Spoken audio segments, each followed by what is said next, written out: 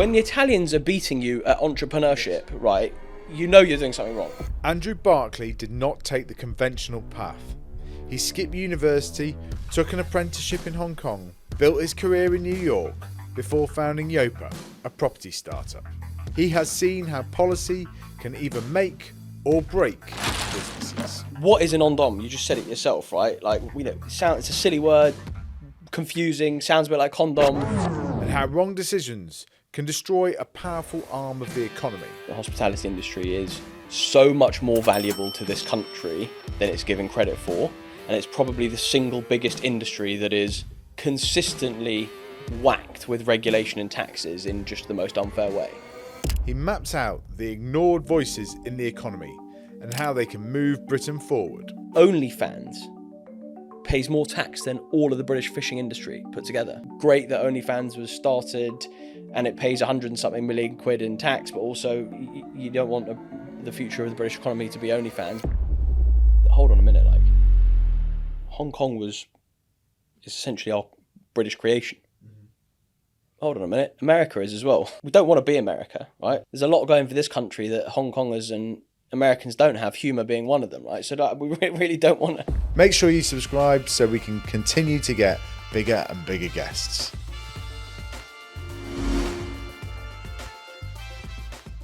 Welcome to Jimmy's Jobs of the Future, Andrew. Where did the name Yopa come from and what did the company do? So Yopa stood for originally your online property agent. Okay. But that's obviously a bit of a mouthful, so we abbreviated it into Yopa. But essentially, it came from the idea that I was working as an estate agent. And whilst it's a really good trade, I really enjoyed working as one, there was this sort of technological boom going on at the same time. And I was thinking, well, I could continue trying to sell property or lease property, making a fee. But if I really wanted to build something, how can I also have a foot in the door of the tech world and what's going on in parallel in different industries at the same time? So with a friend of mine, it's actually four of us who co-founded it, we decided to sort of try and figure out a way of starting a new estate agency in the online world. And there was all these other parallels about travel agents, for example, yes, right, who were early on in this. And the more we looked into it, the more we actually realised there was a load of people trying to do this, online estate agencies, right? So you had Easy Property, something to do with Stelios and the Easy brand. Yeah. There's a bunch of different ones. I think there's about 22 different ones at the time.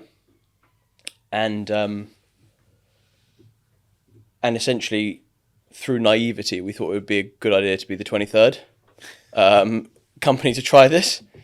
But one thing sort of led to another, and we ended up with one of the top ones. And I think that was partly because we pursued a slightly different model, which was not pure play online. Yeah. What we recognised from one of the other companies in the industry was there was still a desperate need for the personal interaction when you're let's say a homeowner and you're dealing with the largest asset. 98% of most people's wealth is in their home.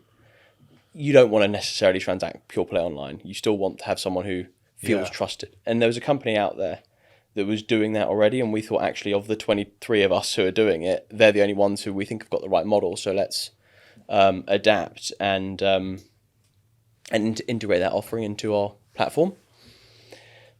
What then led on from that was the legacy industries became more and more interested in our space. Yeah. I think many of them are listed, and there was some type of pressure as to how are you reacting to online. And this was also a very different environment. This was zero interest rates, venture funding flying. And so we got a lot of support because of that iteration in the model from the industry who wanted access to this market, but also didn't believe in the pure play. Yeah. And so we were very much the second mover in this space, but we were lucky in that we won a lot of the trust of the legacy industry. They came in and funded us, and essentially built what is now one of the top 5 estate agencies in the country, using this sort of innovative hybrid model between technology and people. Because that was it. You took investment, I was reading, from Savills and from the Daily Mail as Yeah. well. Like I just thought I was like, that's quite interesting because it's not sort of the traditional, but obviously both sort of worried about kind of Kodak moment style thing, right? Like, and it's just interesting how that was done. How did you go about like having those conversations and speaking to them? Because obviously, in a way, you're trying to set yourself up as the disruptor to them. Yeah, I mean, the truth is, the a lot of it's inbound, right? So, Right. like I said, at the time, it was a very different environment to now. High interest rate environment with lots of startups post COVID might be struggling. You know, the environment in sort of in 14, 15 was free money being dished out, valuations sky high. You know, everyone was the next whatever it was, the Yeah. next Uber, the next this, the next that. And there were lots of people within the industry who were really keen to get in on the act of online estate agency. Yeah. And so the Savills conversation, I think, just to be completely clear, I was always on the sort of operations and sales side, so never really leading the discussions on funding. But the Savills conversation was inbound. I actually think it came from LinkedIn, funny enough. Just a cold LinkedIn email, and that ended up with quite a lot of funding, which was actually a crucial time, which was really early on, crucial time. It wasn't only funding. When it comes from a company like Savills, it's not only funding, it's also reputation. Helps you hire estate agents is so much credibility, which a bunch of 23-year-olds in that position desperately need. Daily Mail obviously have a record of being very innovative in this space with their partnership with Zoopla and prime location, and so I think it was a natural follow-on for them. And then obviously at the time, later down the line for Yopa, we also got a lot of support from a company called LSL Property Services, which run a bunch of estate agencies. They're here in London. They've got Marsh and Parsons. They've got a whole suite of different offerings. And so one thing sort of when the first mover comes in, Savills make the move, then everyone sort of pays attention and also wants to join a company that feels like it's got the momentum. And why did you want to become an estate agent? What was the thing that appealed for that? Because we're going to come on to this as well. That you didn't go to university as well, which I want to come on to. But what sort of led you to that?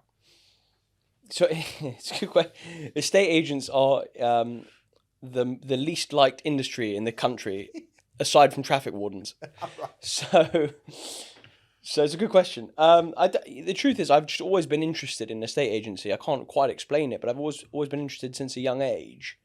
I think I like the idea that it's you're servicing something that's tangible. You can see what it is.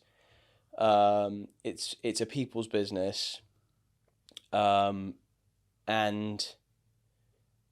there's something that appealed to me. I'm not particularly academic. There's something that appealed to me that actually a estate agency without any qualifications, in this country at least, with a bit of initiative and the right attitude, all you need is a desk and a mobile phone and you can get up and go. Yeah.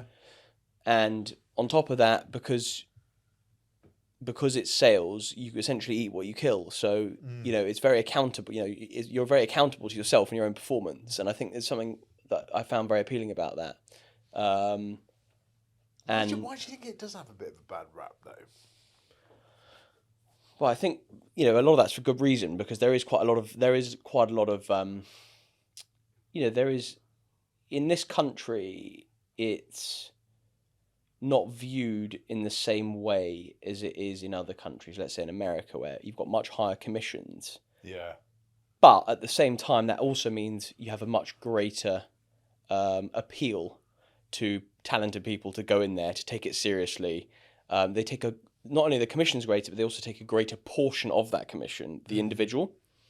So you have a sort of more professional approach to it, for example, in the US and now the UAE, than you do in this country. And I think we've got into a situation here which we partly contributed to at Yopa, which is a race to the bottom on fees. And I think that also can sometimes have the unintended consequence of a race to the bottom on quality as well. Yeah, it's interesting. Because I agree. I think it's one of those jobs where actually you're helping people with their biggest ever purchase. And there is something, Rory Sutherland has talked about this. There is always going to be a need for estate agents because you can put in all the filters that you want online and so on, but ultimately there is something about somebody understanding what somebody else wants that they perhaps can't articulate and so on when it comes to a home, of why it will always be relevant. Yeah. But and that's interesting, by the way, because just on that, Yeah. that's interesting because at the moment, the world, let's say from when I started Yopa in, I think it was 2014, we're obviously 10 years on, and now the new technological wave is AI. Yes. And the big discussion is, well, mass displacement for jobs. How do we balance the future of the economy of jobs with AI? And what you just said there is actually there are certain things that humans can do, at least for now, let's say, that humans can do. There are certain roles that we can play that we don't want.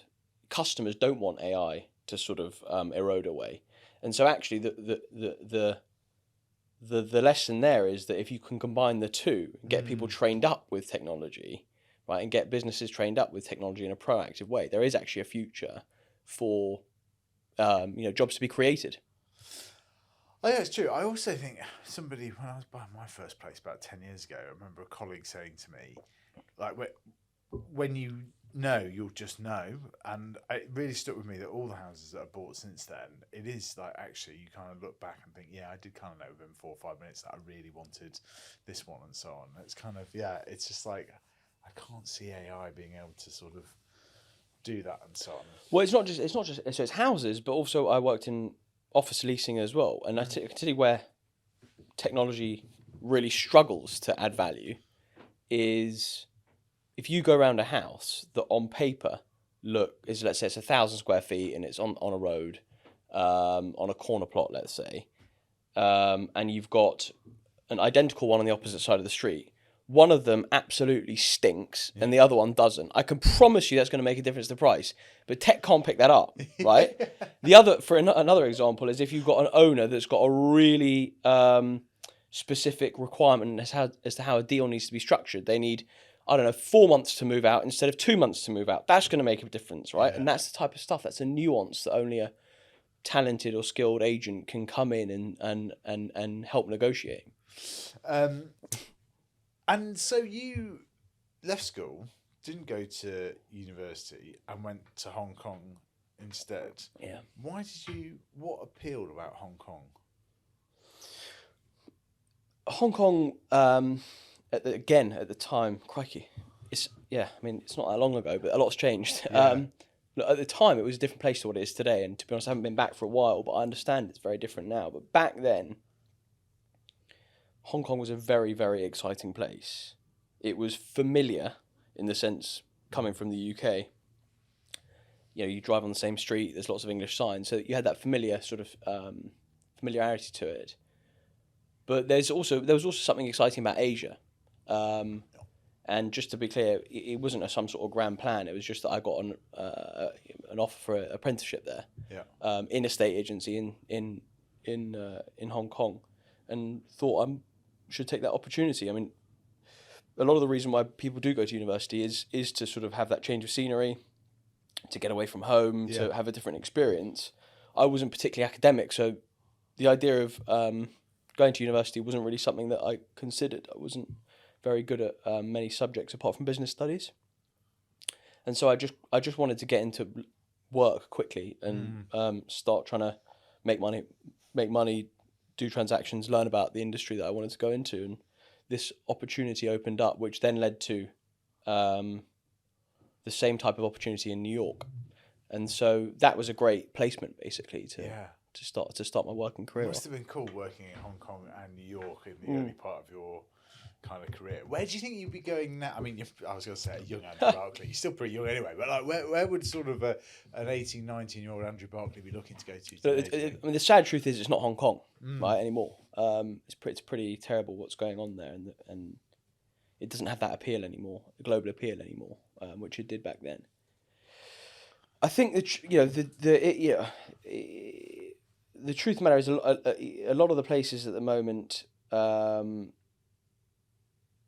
A lot of the places at the moment that you would consider are in America, and probably if it wasn't Hong Kong, in that part of the world, it would be the UAE. Specifically from a state agency, it's a very interesting market because it's more of that American system that I talked about.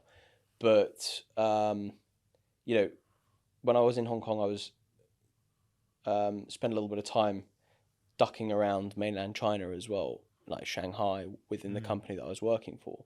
And the truth is that's very different, right? That is, you know, that's a different world altogether. So you don't have that familiarity to it. So I think it would be UAE, or it would be Florida, New York, you know, those kind of markets that are the places that a lot of young people are today looking to go towards for either a placement or for a job.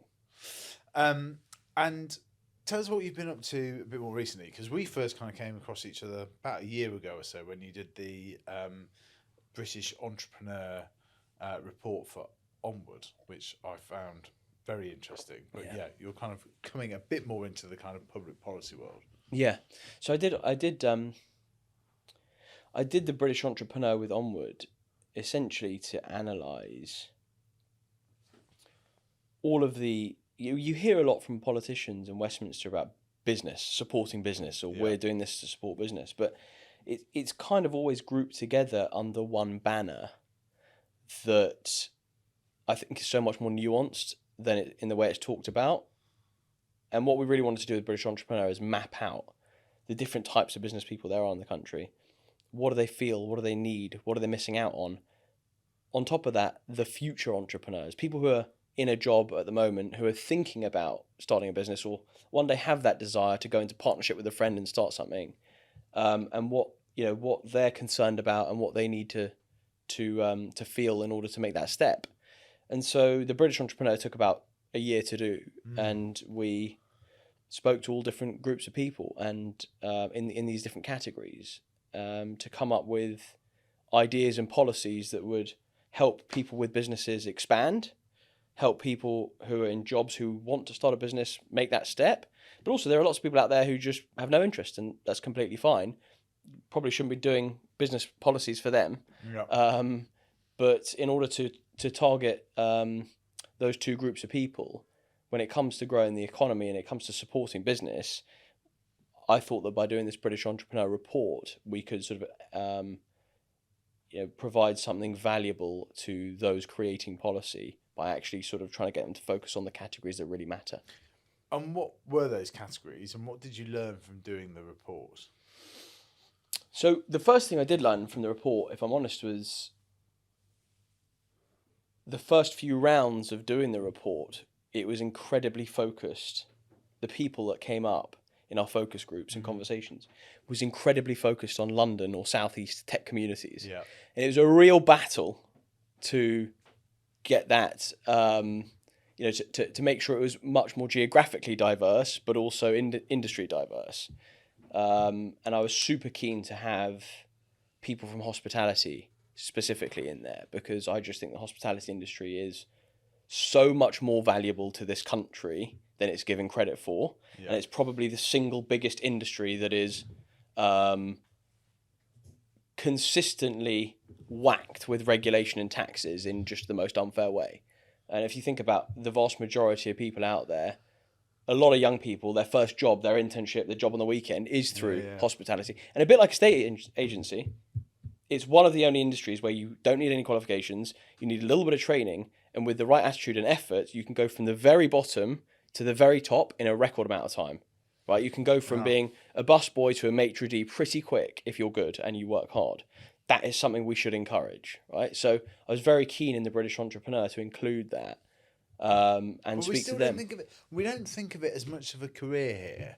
No. Right? As like they do in France, let's say. Like it's kind of, I agree, people see it as a very good kind of like learning curve for people, but it's still not seen as kind of like a career for people as much, right? And we've done stuff with McDonald's and Hawksmoor, right? Like, I mean, I'm very big, as you are, on the sort of like on the benefits of hospitality. Yeah, we don't. I think there are other countries that do. Like talking about those two geographies I was speaking about earlier, the USA, and where famously at the moment they've got this no tax on tips bill going through at the moment, and the UAE, which a lot of young hospitality workers in the UK are actually looking towards, right? Because it's not only a tax thing. This is actually a lot of job openings and opportunities are there. But I think that government should actually look at hospitality in its own special category, which is this produces. This is a great way of getting people into work. It doesn't need huge amounts of university investment in student loans to get people ready to do it, and it actually gets young people the momentum they need in their career, get going and standing on their own 2 feet. And I think it's an amazing industry that we should support. And so, just coming back to it, the British Entrepreneur, we made sure to include a lot of people from the hospitality industry as well, people who ran everything from rural hospitality businesses to restaurants in the city, and try to understand what they're feeling in terms of what they need to expand. Yeah. You won't be surprised that it's not more regulation and it's not more taxes. So it's about a year's worth of work to come to that conclusion, but it was nevertheless very interesting to jump through those hoops and figure out specifically what it was. Are you a fan of Jimmy's Jobs of the Future? Hi, I'm Sonny, one of the producers behind the show. And we don't just make this podcast, we produce some of the best business content out there, working with global brands and founders. Over the past year, we've flown around the world and demand keeps growing. And with 4 Prime Ministers trusting us with their appearances on this show, you're in safe hands. So, if you're already in the market for a podcast or standout business content, why not start with us? Drop me a line at sunny@boxlight.io, try our podcast calculator, or book a meeting at boxlight.io. That's boxlight.io. Now, back to Jimmy. And what is it on those things? Because what I'm often surprised about in those businesses is the margins are reasonable. But do you know what? It's one of the first entrepreneurial ideas I ever had, by the way, was for a high-end kind of fish and chip shop. I'm not sure I've ever spoken about that before on this show, so I spent quite a lot of time. That sounds like an estate agency. It's just what London needs is another fish and chips. Well, I remember exactly where I was. I was going for lunch with my old friend Christian May, and we were working at the Institute of Directors, doing loads of entrepreneurial stuff, and we were both slightly hungover, so we went for fish and chips at this place just off Leicester Square, and it was just full of tourists. And I remember thinking, "God, it's not a really great traditional fish and chip experience. Like they've clearly read this is what to do it." And I thought if you could do something that was like a high-end fish and chip shop that was quite cool and kind of different. I mean, it was around that 2014, 2015 time when things were very cool and that type of thing. I was like, you could pick the sort of different batter and that type of things. But it was, I spent quite a lot of time looking into it and kind of like building a business case and stuff like that. And I was just shocked at the margins. Yeah. Like, it's going to be really, really tough. When you learn more and more about the hospitality business, it gives you way more respect for those who work in it and those who actually go and start it. Yeah. Right. It's not surprising that the number one amount of bankruptcies in this country is hospitality businesses, but they are so necessary and they bring so much value to our society. One thing that everyone discovered in COVID is just going out for a pint, going out for food. You miss it when you don't have it. And like I said, it's got all these broader economic benefits. And I think it's at the heart of every single community. And the other interesting thing is, in an age of disruption, the one thing that's going to be very difficult to disrupt is the need for food. Now, you've got that with Deliveroo, it's an iteration, but it's not the need to, it's not disrupting the human need to want to go out, to convene, to eat, to drink. Yeah. And actually what we've seen is maybe London doesn't need another fish and chip shop, but there are lots of interesting concepts that do get started, do scale. Hawksmoor is one of them.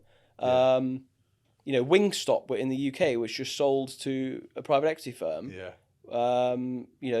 A bunch of entrepreneurs came together and started that. They've ended up with, I don't know how many stores now, but a huge number. There's always an evolution in our tastes and our desires and what we want to do. Yeah. So in that sense, it's a great, ticks a lot of boxes. Undisruptable, provides lots of employment, really enjoyable. It's what's not to like from a government perspective. What is not to like about hospitality? Yeah, completely. Yet it still doesn't. It's probably been.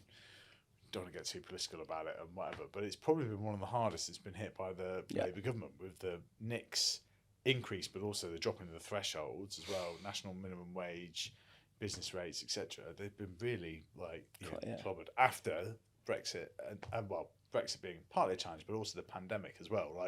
It really did impact the hospitality industry. I just think they've been harder hit than almost any other industry going. I think that's right. And then I think that's right. And I think employment legislation is not going to becoming more restrictive. Is not going to help either.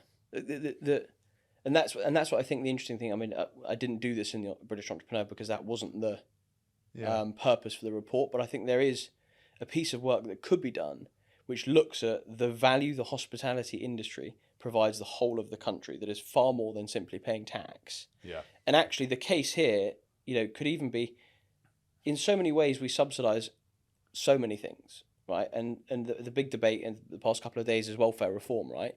There will never be proper welfare reform or the government getting across the welfare budget if you cannot support local employment opportunities for people in those areas.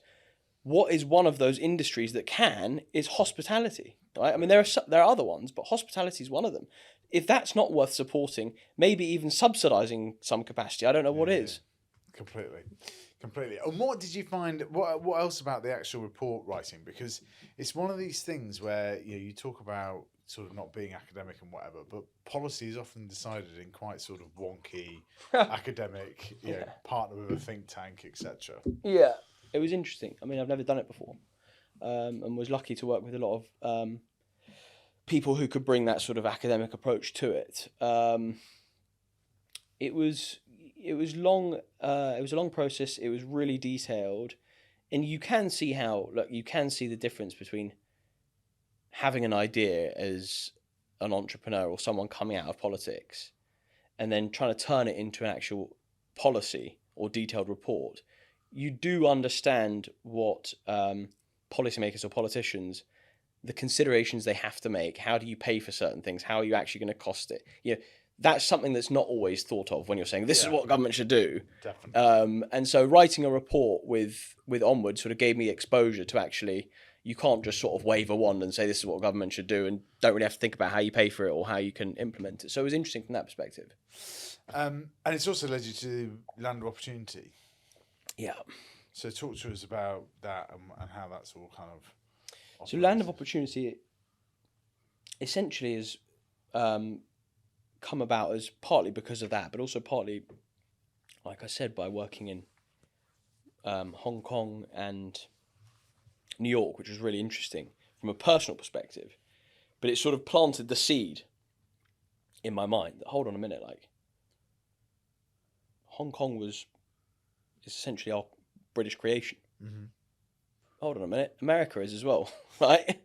Okay, what's the difference out there? You go out to Hong Kong, and I used to play football on a Sunday, 5-a-side game, and at half time, they're not very good at football out there, right? Which is great, but it's great because you feel like Lionel Messi, right? In comparison, but at half time, all of them are on the phone, conference calls, business calls, working, right? The sort of banter level out in Hong Kong is about 0 out of 10, but the work rate is like 12 out of 10.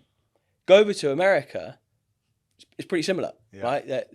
But what's really interesting is it's ideas that came from this country, right? That's allowing, it's the framework for them to produce these amazing results.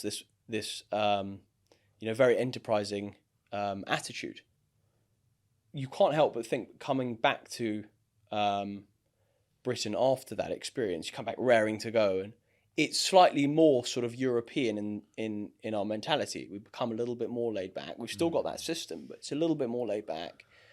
And so Land of Opportunity, that was the original seed that was planted. But Land of Opportunity came about as a campaign to say, well, look, Britain, my belief is that Britain needs to be a land of opportunity if we are going to succeed. Currently, it does not feel like my generation or generation beneath me consider it as a land of opportunity. Lots of people are leaving the country. Yeah. And this ties into one of the small campaigns we've done around the non-dom issue, which was always trending in this direction, but the current government obviously sort of put the nail in the coffin and ended the scheme once and for all. And the argument around non-doms has been purely around sort of foreign entrepreneurs living here not paying their tax, which you can get into the debate about. I think the truth of the matter is they were paying disproportionate amounts of tax anyway. So there's this mathematical argument for and against it. Mm-hmm. But the argument that's not being made is the exodus of talent in and around that capital that's leaving. And that's the one thing a lot of, I find, politicians don't understand, is that talent and capital are two sides of the same coin. And because a lot of talent wants to earn money, right? And so when a lot of the opportunities go abroad and a lot of the capital goes abroad, the talent follows. And that's why right now you're seeing young hospitality workers looking to go to the UAE or America. You've got nurses, you've got people who want to go to Riyadh, to Australia. So that their entire ecosystems essentially being airlifted out of this country, right? And then just being dropped in another country and they're hitting the ground running. Because the world's changed. You can do that today. Yeah. And that's why this sort of non-dom campaign that we've been running. We work with the CEBR on sort of analysing the Treasury's numbers, where we expose that basically if 25% of non-doms leave, that's where they break even. So i.e., if 26% leave, it starts to cost the taxpayer money. Yeah. And just explain to us what a non-dom is as well, right? Just give us that. In a nutshell, what this is people who have built a business or come here from abroad. They're choosing to live in Britain. They're choosing to live in the UK, send their kids to school here and whatever. Up until this point, they had a certain amount of time where they could live here until they were considered a full British citizen, and where they had to pay the same taxes as a British citizen. That's now all been abolished, and it's far less friendly. And what it's saying is, if you come here, let's say you're a Japanese bloke who's built a business in Japan, and you've come to live in the UK, what we're now saying is, not only you're going to pay all of your same taxes as every British citizen does in Britain, which is right, we're now saying we're actually going to reach over back into Japan, and when you die, the British state's going to tax your home back in Japan and your business back in Japan. That's not right. I mean, it's just clearly not right. And it's especially illogical in a fluid and global world where where people have options, but they also we have to compete with a lot of other countries and states that are saying, well, what you did back in Japan or whichever country it is nothing really to do with the British government or the Italian government, right? Italian government being one example, right? They're now doing this scheme, right? When the Italians are beating you at entrepreneurship, right, you know you're doing something wrong. So a lot of countries have recognised this and they are benefiting from this exodus. But the real problem is, like I said, I keep saying, is like there is a really good argument on its own merit to say, well, actually, this is going to cost us money. And we've exposed that through the CBR report and our non-dom campaign. But what's not quantifiable is the exodus and the brain drain of talent that is off the back of the capital that's leaving the country as well. You see, I wonder how long it's going to take for this to kind of get more on the radar of Westminster, because it definitely is, right? And the campaign that you've done and so on is. But I remember quite clearly at the last TV debate between Starmer and Sunak, where I think it was the penultimate question. A young lady got up and said, "Lots of my friends are moving to Australia and Dubai, etc., because they see great opportunity there." I remember thinking, that's the first time that I really remember emigration being on the national kind of debate and so on. And like, it's really ratcheted up in the last year or so. But I still think it's one of those things that's quite hard for politicians to sort of quantify. Yeah. And it often ends up being, a lot of this is a London issue partly as well, in terms of like, it is Londoners. So actually our system in the UK is not like, in a way it's wonderful in terms of the constituency representation and so on, and people being in touch with hospitality businesses on a regular basis. But actually, like, this is almost quite it's a while before this sort of begins to seep out. And like you say, some of it's quite unquantifiable at the moment. Yeah. But I'm worried because you and I both know in our networks there are people leaving all the time at the moment. Yeah. Like, 11,000 millionaires in the last year. Yeah, and there's so many different arguments you can go down. Like, the truth of the matter is, what is an on-dom? You just said it yourself, right? Yeah. Like, it's a silly word, confusing, sounds a bit like condom, like, just bin the whole thing and start again. let's get back to making the argument that if you come to Britain, you should pay the same taxes as me and you, 100%, right?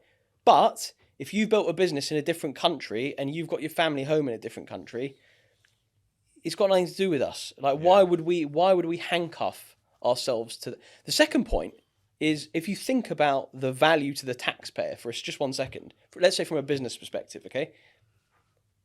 These are a small number of people who are going to come here, foreign entrepreneurs and investors, who are not going to take up council housing stock.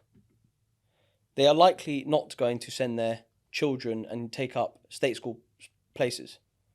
They are probably not going to take a state pension. Yeah. There is a huge number of public services they are not going to be using. From a pure business trade perspective, right? All they're going to be doing is contributing for almost no cost. It's the best piece of business the taxpayer could do, pretty much, in the whole country, right? So we should do that, one. But two, it's all of the talent that is attracted to capital, right? It's two sides of the same coin. So them going abroad, it creates a movement. It creates a sort of energy in a certain direction that is leaving this country, not coming into this country. And that affects, it is a London issue. But if you think about it, a lot of these people who come here, foreign entrepreneurs and investors, take my example of a guy who built a business in Tokyo. He's not coming to London and just sitting around picking his nose. He's going to be investing in a business. He's probably going to start a business. He'll probably put his money in a venture capital fund that is, investing in something, a startup in Manchester. There are so many, and consumption, right? VAT, employment. There are so many benefits. At the moment, the argument is they contributed about 9 billion quid to the sector, right? I wouldn't be surprised if it's a hell of a lot more than that when you consider all this type of stuff. But I think we do have to go through the whole process of making the arguments again, getting really clear on why they're valuable, coming up with a better name than non-dom, right? And starting again. But that's got to happen soon, because it's pretty clear the Treasury are going to lose, and the British taxpayer are going to lose out, and taxes are going to have to go up to fund that hole. Yeah, well, exactly. And how do we sort of improve that kind of like cultural aspect of entrepreneurship and enterprise, right? Like, it's something that's come up on the podcast loads and loads, even when we interviewed Rishi Sunak when he was Chancellor 2.5 years ago. Like, he was like, that's one of the biggest challenges. And being in Hong Kong and New York, etc., how can we look to improve that culture of enterprise? I think the truth is, like, there's lots to learn from Hong Kong, lots to learn from America, right? But we don't want to be America, right? Mm-hmm. I guess, like, there's a lot going for this country that Hong Kongers and Americans don't have, humour being one of them, right? So like, we really don't want to, like, copy and paste everything from there. But the bits that they are really good at, the point I was making is they came from here in the first place, right? And it was Napoleon said we're a nation of shopkeepers, right? Which is the great compliment. We've got it in us already. The British, what I discovered from the British entrepreneur is there is a huge desire to be entrepreneurial in your career. That doesn't just mean owning a business, but it also means people who want to build a capital base off their salary. Yeah. Maybe earn up to shares in the startup they work in, or a bonus kind of structure where they have economic aspiration. We've got that already. But what has happened is several decades of a political system that has crushed the spirit and the desire to go in that direction, to the point where a lot of people just say it's at best tight margins and flipping hard, right? But at worst, you're just going to have taxes and regulations preventing you at every step of the way, especially in the crucial early years. Yeah. So that's why one of our proposals was actually, is there some type of startup relief that they've done in Ireland and Holland, where you can deduct some of your income tax from last year if the funds go towards starting a business. Because one of the main problems is getting the funding. Post financial crash, funding has dried up. Yeah. And again, it's not London that suffers from that. It's the secondary towns, and so it's the regions that really suffer from that. So the truth, to answer your question, is the British people are very enterprising. Yeah. Right. Governments shouldn't be trying to manage attitudes. It should be just trying to get the hell out of the way. Yeah. And allow them to flourish.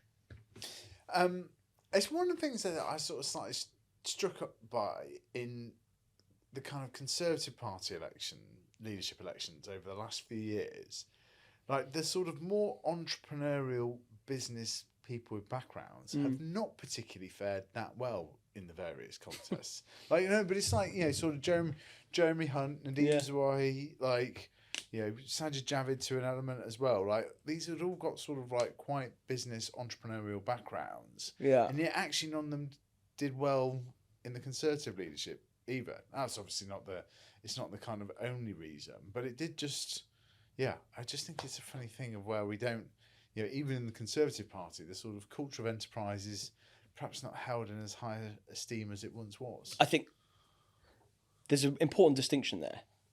And I do think this is a distinction that needs to be made more in politics. And it's the difference between finance and business, right?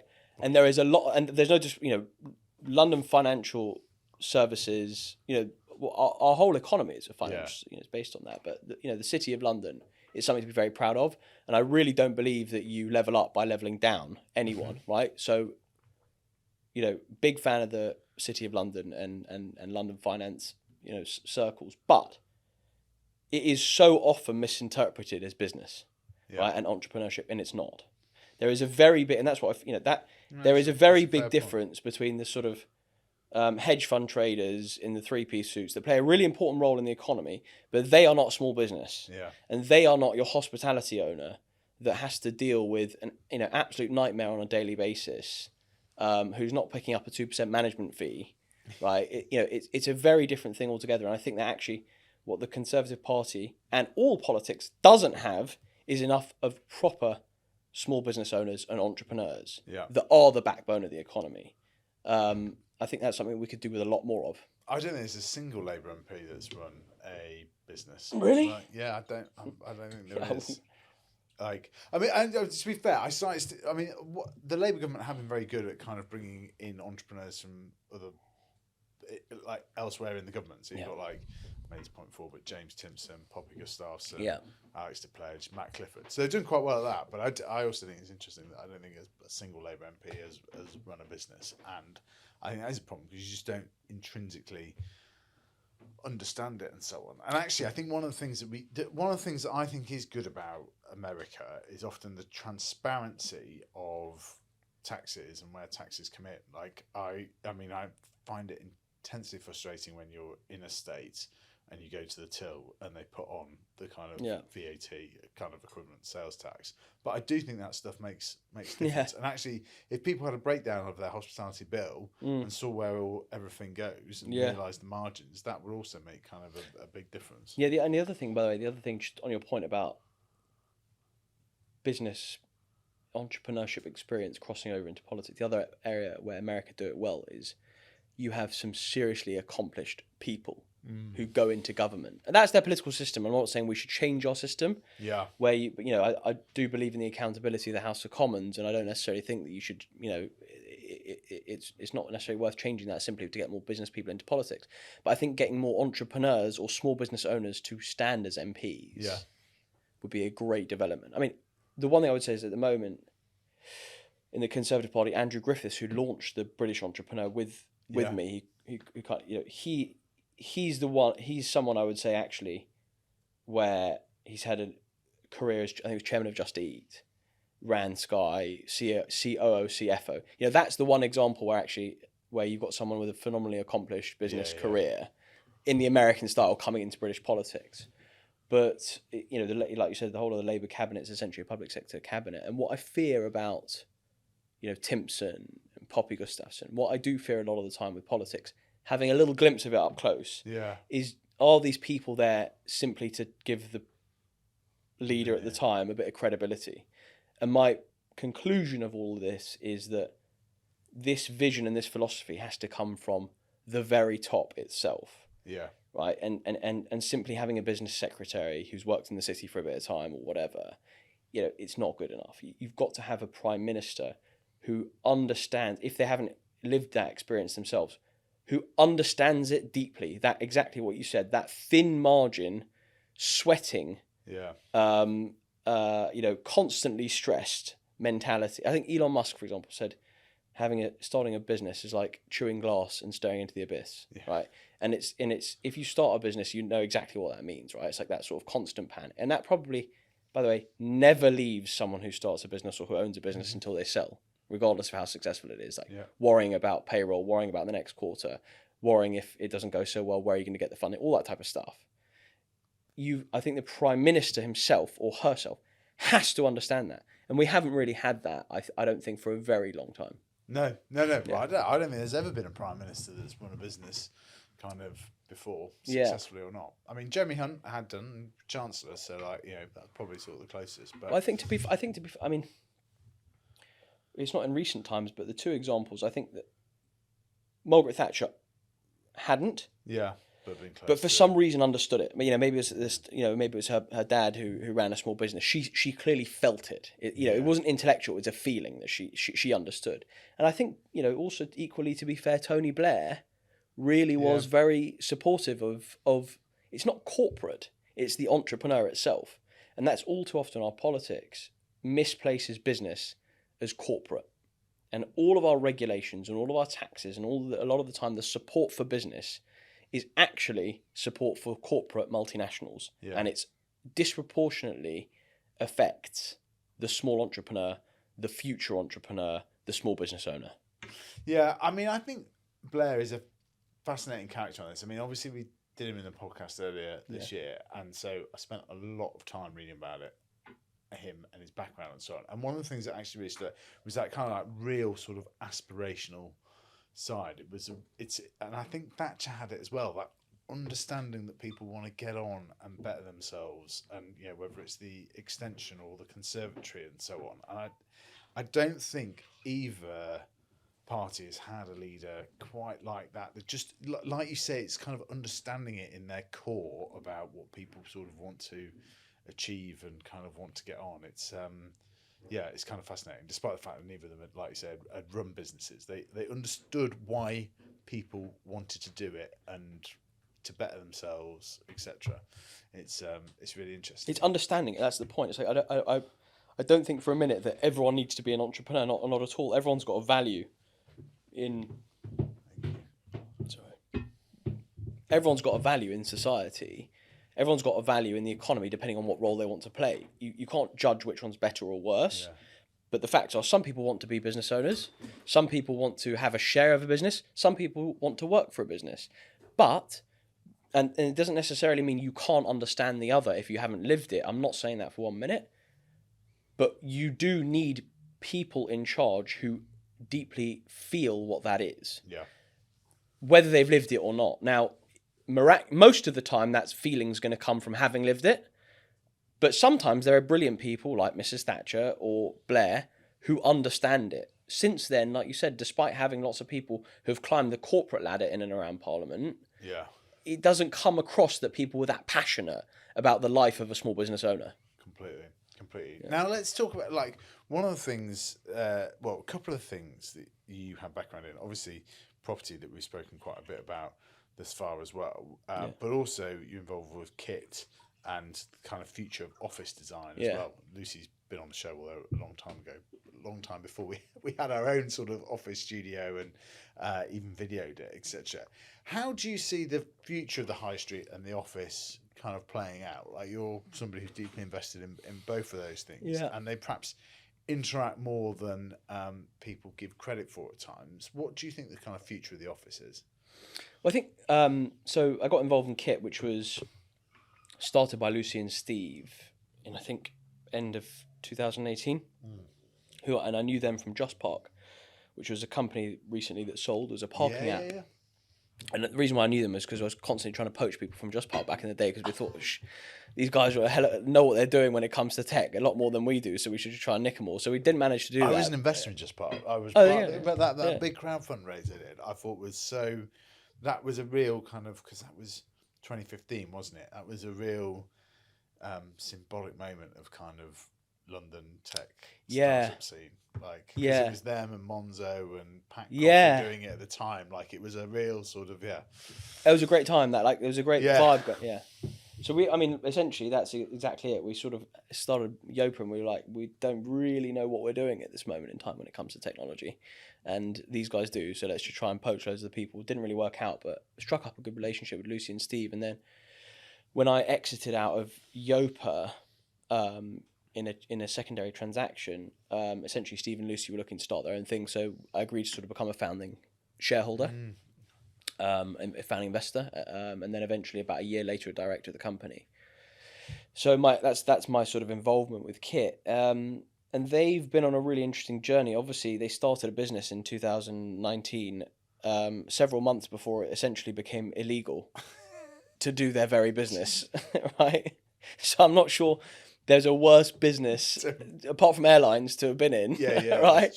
Where your customers weren't allowed to go to the office, and then on top of that, your customers were, or landlord. There was a moratorium on rents where you weren't allowed. You're allowed to not pay basically. So it doesn't make for the best environment to start a business. But actually, what happened was coming out of COVID, it accelerated the trend that was already underway, which was technology allowing people to work more flexibly, one, and therefore the office building, which has traditionally been viewed by building owners as an asset, like a bond, where you sort of buy it, chuck the keys away, and see you in 50 years' time, collect rents every quarter. What's happening now is every single building needs to look more like a hospitality offering. It needs to look more like a hotel, because we are in a war for talent. Each company's in a talent war. Each company is looking to try and tempt people back away from working from home. And part of that is by having really nicely designed offices, but also, importantly, really well-managed offices, right, that are pleasant to come to work to. And the ones who do that can really see the benefit in terms of attracting talent, in terms of keeping talent. And that's a really interesting thing. Funnily enough, it's almost a microcosm for the country in many ways, because the single most important thing in the future of the British economy is going to be attracting talent, nurturing talent, and keeping that talent. Right? In a world that's created by algorithm and tech, talent is like the new oil, basically, right? And so we've got to get really good at that. And I think the office industry the office industry is an example of that, in the sense that each company is in this talent war, not only domestically, not only within London, but actually internationally. And the office is actually was written off for a period of time. We're all going to work from home forever. The office is dead. Now it's actually, hold on a minute, if we think about it right, the office is actually a really big tool in attracting talent. And so Kit's been very innovative in this space. They're now London's largest managed office provider. So that basically means they're the largest operator that sits between a landlord and a tenant and creates the hospitality offering. They've built some really incredible technology to make that happen, to create efficiencies, really high levels of service, really high retention, great feedback from customers actually growing within Kit's portfolio. So very proud of what they've done. It's been a great journey. Got some really good investors on board. Hoxton, Hoxton Ventures, who did actually, you mentioned Pop. They did Dark Trace, Deliveroo. Done a bunch of things. Got the sort of very American high risk appetite mindset, which is fascinating to be a part of. And it's a really great company. And they've come a long way. And what's kind of like the Andrew Barclay playbook for the next 10, 20 years? Like, what are you kind of like hoping to do? Because I do think you're one of these. You're a great example that I talk about a lot, of like an entrepreneur who's been able to, make money earlier on in their career, etc., have more opportunities available to them now. Like, you're part of this new breed. Like, what are you gonna, how are you gonna work out where to spend your time? You dip your toe a bit in the public policy world. Yeah, I want to do more. I definitely want to do more to beat the drum for small business in the country, because, well, not only is it the right thing to do, but I do think that in a world where artificial intelligence is developing at such a rapid pace, where if you get it wrong, mass displacement, the existing welfare crisis could only grow. Talent fleeing the country. The current trajectory could be accelerated by AI, but if you get it right, there's some incredible opportunities here. What I really believe is actually we need a renaissance of sort of local graft, of local entrepreneurship, the things that are going to be last to be disrupted, like we spoke about hospitality. And we've for a long time had this sort of consensus that a young person should go to university, figure out what they want to do, take their time, get a university degree, and then that's the golden ticket to a future. What we're seeing now is a lot of those that has been a bit of a missale. Right? A lot of those jobs are not there. A lot of graduates are getting jobs that are not for graduates. The traditional sort of service economy companies, the big fours, are actually not really coming through and hiring at the same rates they used to do. And so there's a bit of a disjoint there.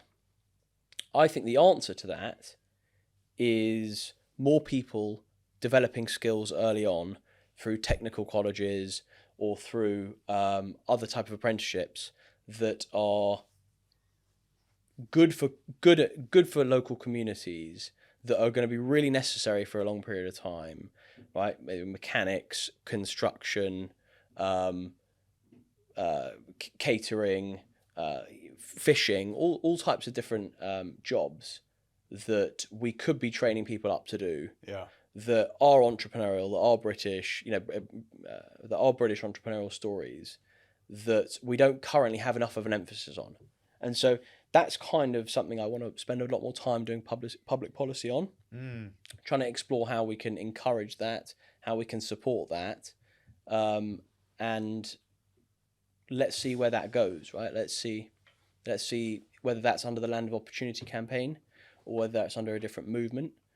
But I do think that the sort of I do think the future of the British economy is not going to be go to university, get a job in services. That's already becoming clear. It's only going to get clearer. With the forces that are underway at the moment. I think one of the interesting things you've done with Land of Opportunity, and obviously we've done some work with Boxlight through you and so on, but it's trying to make it that more engaging, moving slightly away from the big long policy reports, right? Like going out, interviewing people and so on about this. But I think that's really interesting, the sort of return to almost the solo entrepreneur or the trade sort of person. I mean, the book I talk about a lot, Charlie Colnott, Is This Working? He basically went and did the opposite of Jimmy's jobs, right? We speak to sort of masters of the universe about where we think the future's going. He went out and spoke to 70 people about their jobs in the UK today. And like one of the things that really comes across in it is that people are very proud of their work, but also one of the big things that actually matters to people is being able to have a direct correlation with their work. So being able to sort of see like what happens at the end of it and so on. So the happiest people he often terms are, the sort of bakers, plumbers, etc., who kind of like can see the impact of their work. Actually, the derivatives trader or whatever, like, it's just such a small cog in such a big wheel, can't really see their impact. And it really just stuck with me as a thing. And one of the jobs that I've always thought would be great would be being a car mechanic. Like, if you like cars and your brain works that way, you help people, you're often rooted in your local community. I just think that's a kind of great job. And I think that you are onto something in terms of like those people not really having a voice. Actually. 100%. In sort of like, they're just not kind of represented in the same sort of. And what were the 70 people he spoke to? Who, like, what? Well, so it's basically, it did it as like, if you had a village of 100 people, Yeah. this is the kind of professions that they would all break down and so on. And it was, so he went and spoke to people that were, nurses, healthcare workers. He broke it all down quite interestingly. I'll give you a copy of it on the way. I'll just knock more stuff down. But yeah, I thought it was, so it was like all these different things and, people that are taught workers, like call centre workers, estate agents in there as well. It's just quite interesting, that sort of different way of approaching it. But actually, when you're saying it as well, it's like a lot of those solopreneurs don't have a kind of voice, because you've got the Federation for Small Business, which does make the case like for small business on a pretty good and consistent level, but that's sort of almost the individual sort of business. There's not. Yeah, and I do fear that it's just like the whole, even organisations that are set up to sort of speak for business have become like obscenely institutionalised and sort of like promote a corporate agenda that's just boring and genuinely no one cares about. No solopreneur cares, and no solo entrepreneur or sole trader cares about. Exactly what you said.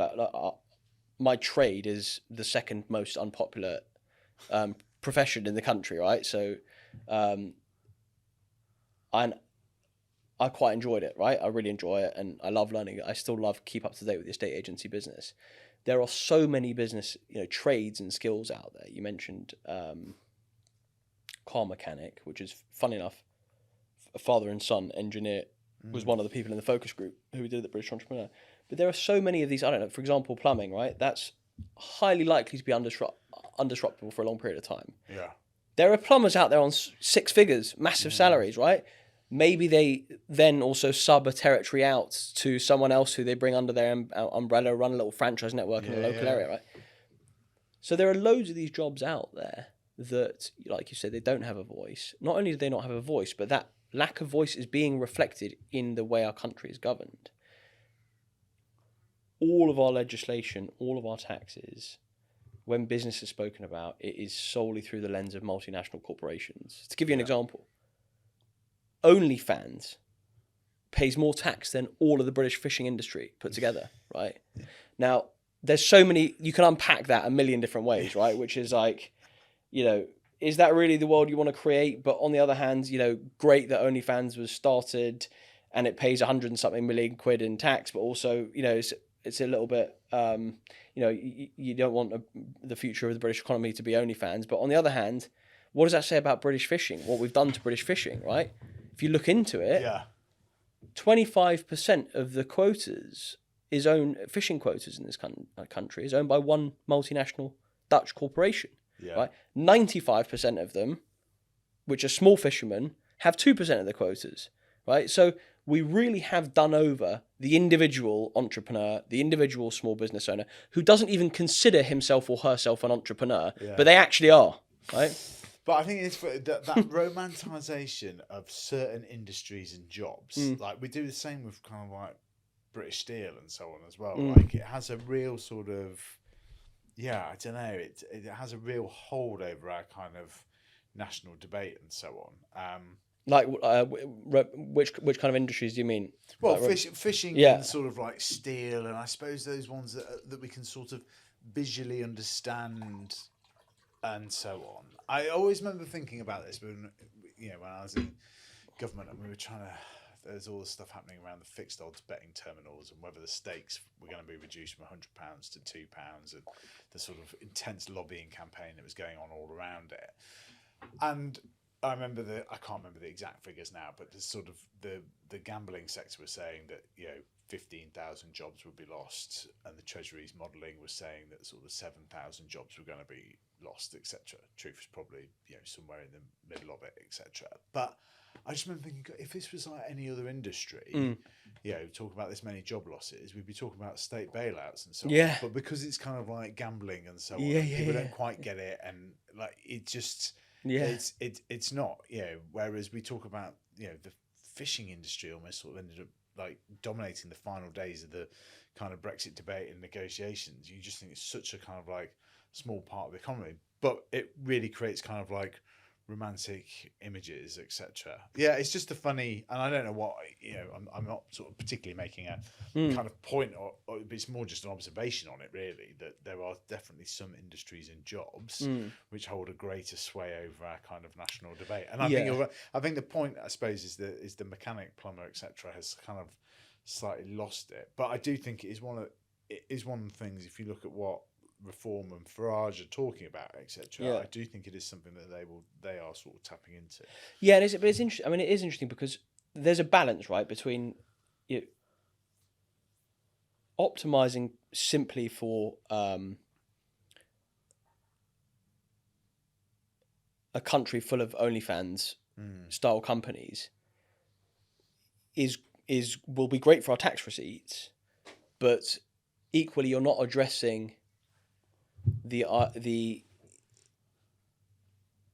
depletion of local communities. And to come back to your point, your question on high streets, it's like so many the reason why so many high streets now look the same, right, which is essentially loads of bombed out stores with a couple of big corporates at either end of it, is because the numbers, like you said, don't stack up for the vast majority of people, right? The margins are so incredibly thin to make it work, right, that the only people that can afford all the upfront taxes, all the business rates, all the legislation, right, all the employment regulations are the big corporates with the big compliance departments, the big HR budgets that actually don't really object too much to this type of stuff, right? Meanwhile, you've got all these high streets that were built on certain industries that are obviously no longer there, like some of the coastal communities. Yeah. So I don't think it's necessarily zero sum that we need to decide between either or, but I think, like you mentioned, local pride in what you're doing and what you're building is so important to sort of, to society, to local communities, that there is some kind of overarching purpose, that there is some type of place-based industry that they can be proud of and all contribute to and actually feel and see, right? That actually in London it's very hard to understand that, and you really do have to sort of immerse yourself in the world of the British entrepreneur and the British sole trader outside of London to really understand. Yeah. And I think the big problem we've got in Westminster is deciding that it's somehow zero sum and it's either or. But it doesn't necessarily have to be that way, and we can have our cake and eat it in that sense. Yeah. No, I agree with that. Final sort of observation from me: when your name first came up, you were I was talking with someone about the Onward report that was happening and so on, and they were like, you'd probably be aware of the Barclay family name and so on, and it sort of, as somebody who has also had to deal with having a prominent surname and people being aware of me before they met me, I just wondered how it's kind of impacted your career, that sense, because I think it's obviously something you grow up with and you don't sort of realise it, but it's probably had a bigger impact on me than I kind of realised, and I just wondered if you'd had any kind of reflections on it. In what sense for you? Because like in terms of politics, basically. Yeah, I think it's like it's made me. You're obviously recognised more. You kind of like people are aware of you earlier, and so on. And so it just sort of, and it's a double-edged sword, totally, in the sense of like that definitely comes with positives in terms of being more recognised and so on. But also it means that people have preconceptions about you before they've even kind of met you about what you're going to be like. You sort of have to work quite hard sometimes to change those and so on. So yeah, it was. I just wondered if you got any reflections on It's interesting. I mean, I've sort of always, like I said, I left school and went straight into a estate agency, right? So I've always kind of paddled my own canoe in that sense. Yeah. And not really, what you're talking about there is, I think there's if you sort of got a crossover in your industry, between other family members, that might make things a little bit more difficult for you. But I'm quite lucky in the sense that a lot of my business at Yopa, we were sort of setting up franchises right across the country where it's not that it's not that relevant.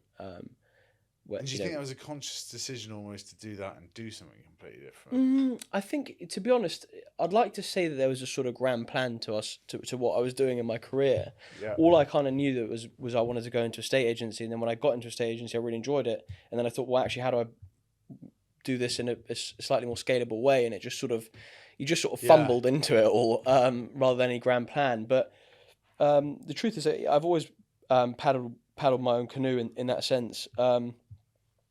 And never really worked in the same industry as lots of other family. I've got a million cousins and uncles and aunts and grandparents and different marriages. So it's in many ways I'm able to stay quite independent and not really come across that too much. I'm also quite lucky that I've got a surname that lots of other people have got as well, including a member of Parliament. And so I think I've been confused a few times with being related to Steve Barclay. Yeah. So no, it's not something that really I come across or really affects me too much. But like I said, I think that's probably down to the industry that I work within, rather than anything else. Yeah. Andrew, thanks so much for coming on Jimmy's Jobs of the Future. It's been fascinating. I love what you're doing with Land of Opportunity and the stuff that you're Thank kind you. of like thinking about. And we enjoyed chatting so much that it's been delightful to get you on the podcast and share it with a few more people. Thank you. Thank you for the time.